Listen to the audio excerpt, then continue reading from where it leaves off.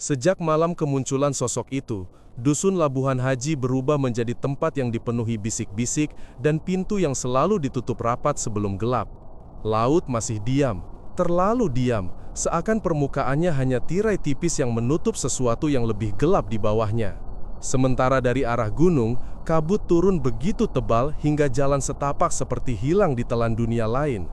Semua orang gelisah, tapi tak seorang pun berani mengucapkan apa yang mereka takutkan, bahwa sesuatu dari laut dan sesuatu dari gunung sama-sama bergerak mendekat.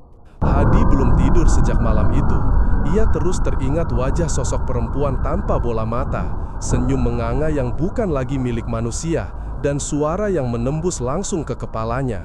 Namun, yang paling menghantui justru jejak basah menuju daratan, jejak yang kini entah berada di mana. Karena rasa takut bercampur penasaran, Hadi memutuskan untuk mengikuti jejak-jejak itu keesokan harinya. Jejak itu mengarah ke jalan tanah yang melintasi dusun dan berhenti di depan sebuah bangunan kosong, gudang penyimpanan ikan tua yang sudah lama tak dipakai. Pintu kayunya tertutup, tapi ada bekas-bekas goresan panjang seperti cakaran sesuatu yang berusaha masuk atau keluar. Ketika ia mendekat, bau amis menusuk hidung, bukan bau ikan, tapi bau sesuatu yang membusuk lebih dari sekedar hewan. Hadi mundur perlahan, merasa seperti sedang diawasi dari balik celah-celah gelap bangunan itu. Sementara itu, di sisi gunung, Pak Leman kembali menyusuri jalur yang kemarin ia temukan. Ia ingin memastikan nisan kecil itu masih ada.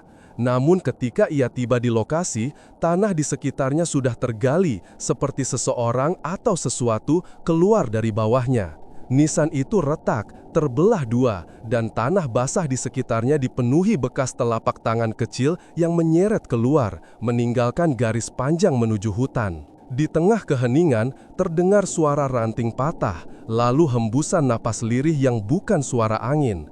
Pak Leman memanggil, suaranya goyah, tapi tidak ada jawaban. Yang ada hanya suara langkah kecil, banyak sekali langkah kecil, bergerak menjauhi jalur, masuk lebih dalam ke hutan, seakan membawa sesuatu yang tak terlihat.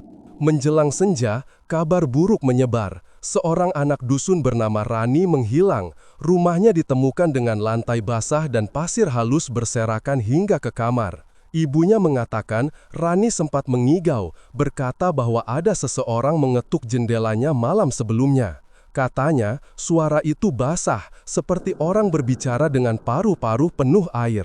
Di jendela kamar Rani, kaca dipenuhi noda sidik jari, namun jari-jarinya panjang dan berselaput tipis, bukan milik manusia manapun. Jejak air di lantai mengarah keluar rumah, lalu berhenti begitu saja di tengah jalan, seolah tubuh Rani terangkat dari tanah. Malam tiba lebih cepat dari biasanya. Angin dari laut membawa suara rendah seperti gumaman, dan gunung memantulkan gema aneh yang terdengar seperti suara langkah dari dalam kabut.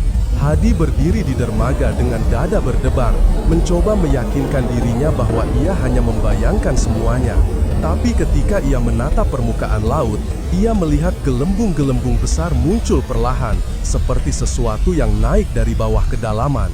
Dan dari arah gunung, kabut bergerak turun lebih cepat, menyelimuti dusun sampai lampu-lampu seolah tenggelam di bawah kabut putih kelabu.